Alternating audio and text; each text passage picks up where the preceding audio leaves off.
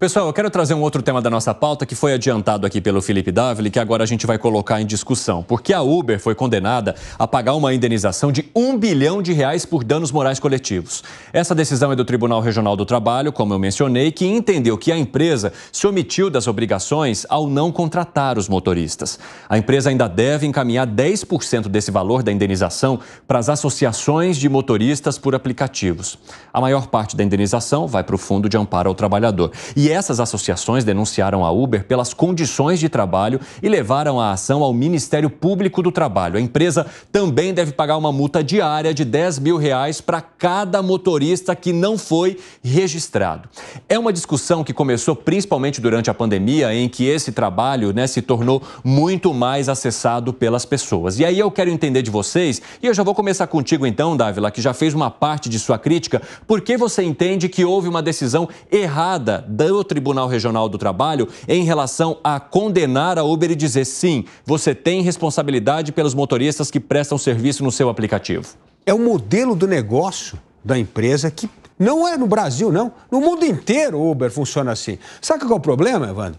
Porque o tal do juiz que deu essa sentença tem carro pago pelo contribuinte, tem benefício pago, motorista pago pelo contribuinte, e quem usa o Uber vai ficar sem Uber. Sabe o que vai acontecer com o Uber se evidentemente vai recorrer essa multa? Sim, eu quero até aproveitar e trazer aqui a nota da Uber que disse que não concorda com nada do que foi apontado pelo Tribunal Regional do Trabalho e que não vai cumprir essa decisão enquanto não houver todos os recursos julgados em todas as instâncias. Exatamente. Foi a resposta da Uber. Mas vamos pensar que esse absurdo se propague. Sabe o que vai acontecer? A Uber fecha o negócio no Brasil e vai embora.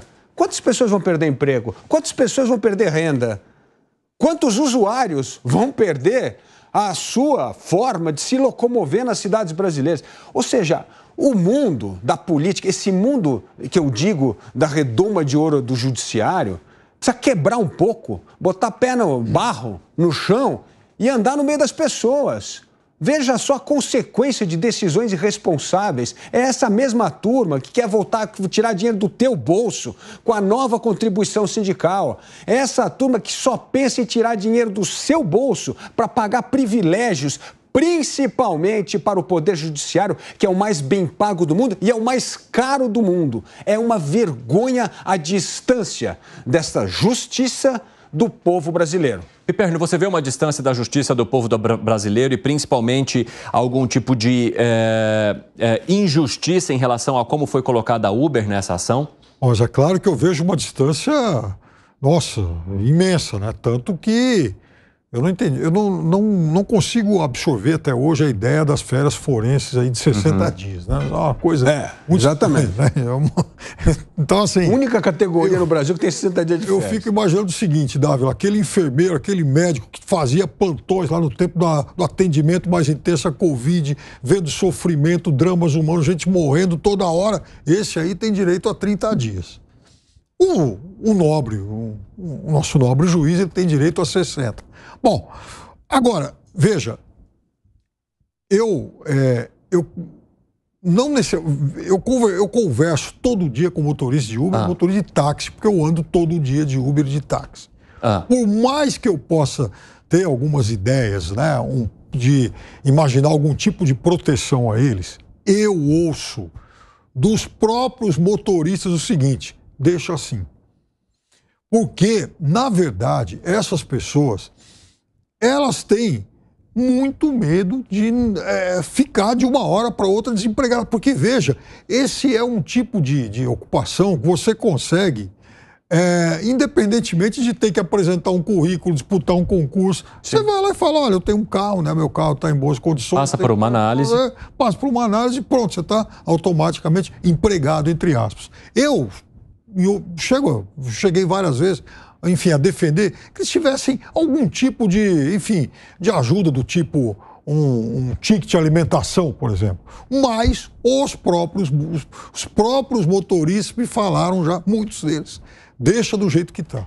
O Piperno está falando um ponto importante aqui. Sabe o que é isso? A competição do Uber com o táxi.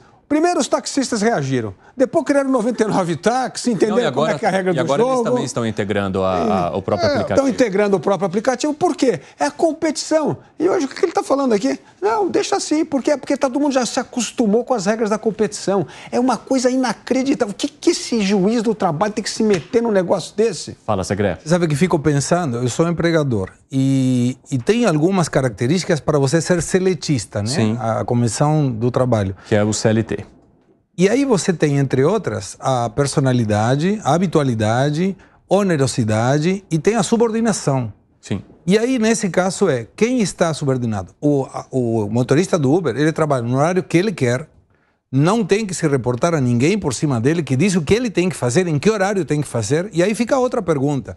Tem muitos taxistas que alugam o táxi para alguém que é o dono do táxi. E aí, como que fica? Como essa questão de isonomia em relação ao Uber vai jogar contra esses taxistas que alugam o táxi? Ele não tem sequer o carro. No caso do Uber, o investimento é dele e o risco é dele.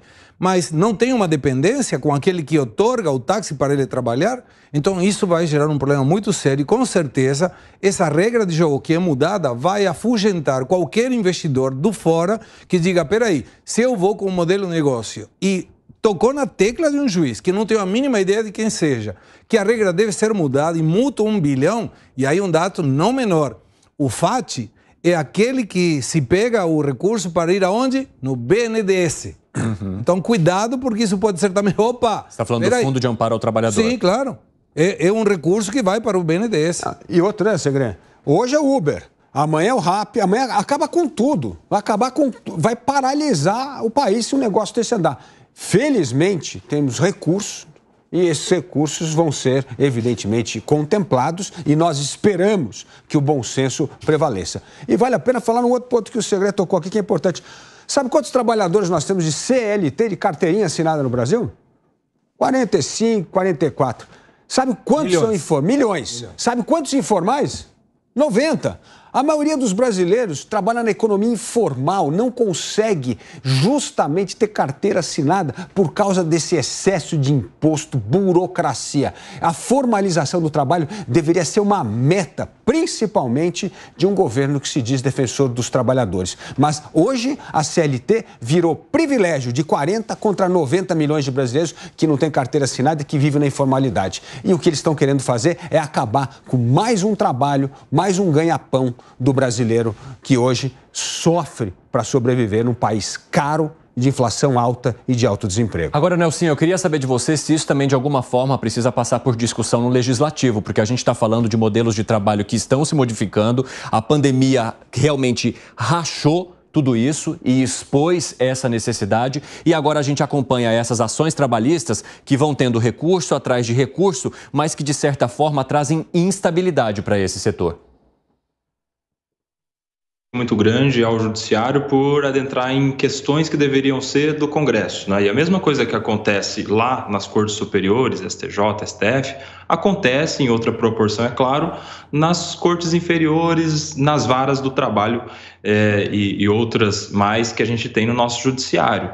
E isso também é fruto de falta de previsão legislativa a respeito da evolução do estilo de trabalho, dos métodos de trabalho, da modernização das relações de trabalho. Não é emprego, isso não tem os requisitos para se considerar uma relação empregatícia, que o Segré já trouxe aí quais são, até porque isso seria péssimo para o Uber. Importante, os Ubers aí, os motoristas de aplicativo que estão nos ouvindo na rádio, estão nos acompanhando, e os usuários desse serviço saibam, isso seria péssimo para o motorista de aplicativo. Por quê? Porque se tiver subordinação, ele não escolhe mais que hora ele trabalha. Tem que entrar na hora que o aplicativo apitar. Não escolhe mais o local que ele tem que ir. Vou para a porta da escola, a porta do show, porta do estádio. Não, vai para onde o aplicativo mandar. Tem que trabalhar sábado? Tem que trabalhar sábado. Tem que trabalhar domingo? Tem que trabalhar domingo. Tem que fazer o que receber de ordem, porque é assim que funciona uma relação de emprego, de patrão e de empregado. Então, é ruim. E isso é fruto de falta de previsão legislativa. As relações de trabalho mudaram,